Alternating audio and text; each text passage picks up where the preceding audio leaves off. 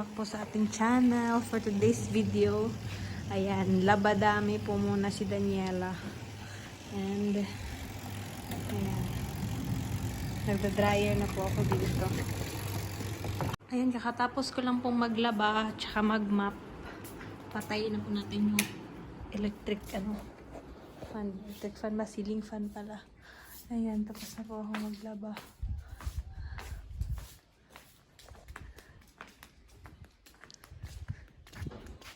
Ayan. Si Maham. And mga medyas. Ayan. Punta po tayo sa kusina. Kasi ako po ay kakain. Ayan, mga map. Ay, pang kwarto at saka pang labas. Over. Ay, bigat! Ayan. Pasok tayo ng kusina. Si mama yung nag-map dito sa kusina. Tapos ako ay kakain ngayon. I-eat tayo, mag-i-eat. Ay, naku, buhay. Ayan. Kain na po tayo. Let's eat, let's eat. Kasi hihiga pa ako. Kasi sakit na po ng likod ko.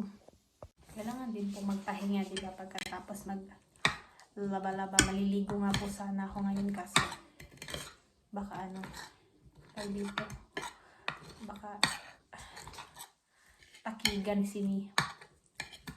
Ayan, let's kain. Malaki po yung damit ko kay mama po yung damit na ito, kaya medyo malaki po siya sa akin. Ayan.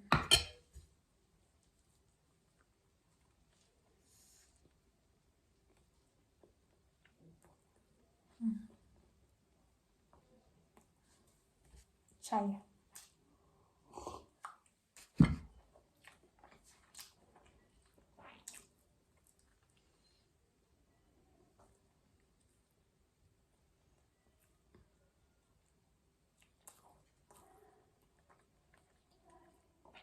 Hindi nga po sana ako maglalaba ngayon.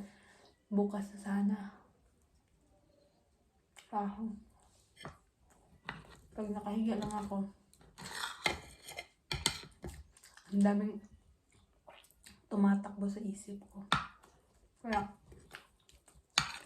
bumangon ako kaya. Tapos ayun, naglaba ako.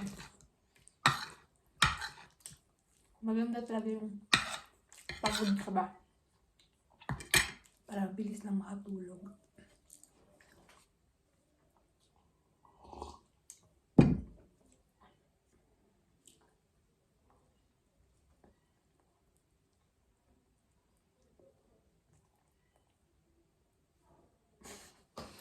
Ayun, kamo tayo.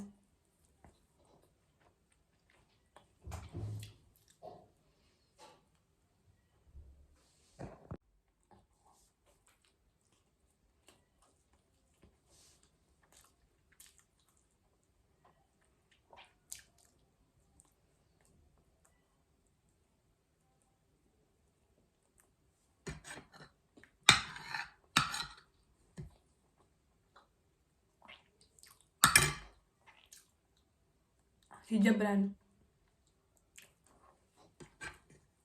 Sa Islamabad.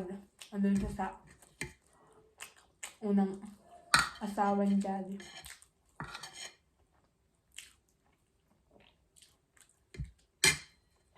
Sasama sana si Adel kaso may sila tuition, ganun, exam.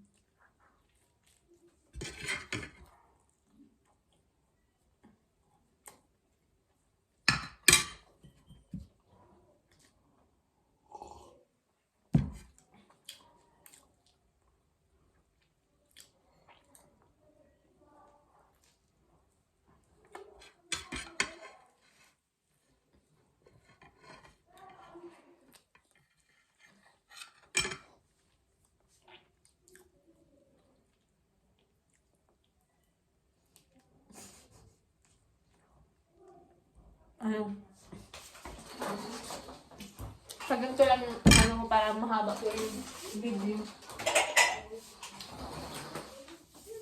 Hindi ko na po binilisan para mahaba po yung video. Ito lang po yun, panoorin nyo lang po yung paano kumain ng isang magandang vlog ng Pakot Fest.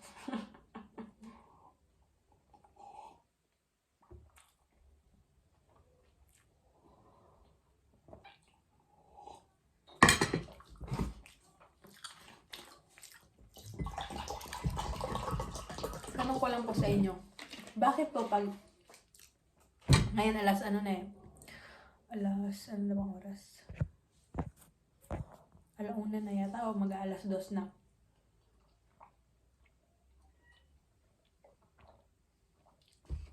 Pag nag-aalmusal po ako, yung nagigising ako tapos nag-aalmusal, bakit ba ako nasusuka? Ganun talaga, simula pa dati. Parang naduduwal po ako pag nag-aalmusal ako. Hindi ko alam. Pero pag mga alas 12, mga alauna, alas 2, ganun, parang okay na, gusto ko na kumain, pero pag almusal, ayoko po talaga. Bakit ganun? Maghuhugas po ako ng pinggan. Siyempre. Tapos, nainis din ako sa sarili ko kasi dati hindi naman ako ganito. Yung dapat talaga bawisan ko pong magsalita kasi puno na naman po yung storage ng cellphone ko. And bago po ako lumabas ng kusina, ano talaga, yung wala talaga akong iniiwan na hugasin kahit isang kutsara pa yan. Hindi ko alam, pag may naiwan na hugasin, parang hindi po ako mapakali, parang pag hindi ko yun hinugasan, ganito, ganyan yung mangyayari. Ayun, kakatapos ko lang po mag-delete ng mga picture. Ayan, bye-bye po. Thank you po for watching. Susunod na po ako mag-chika-chika.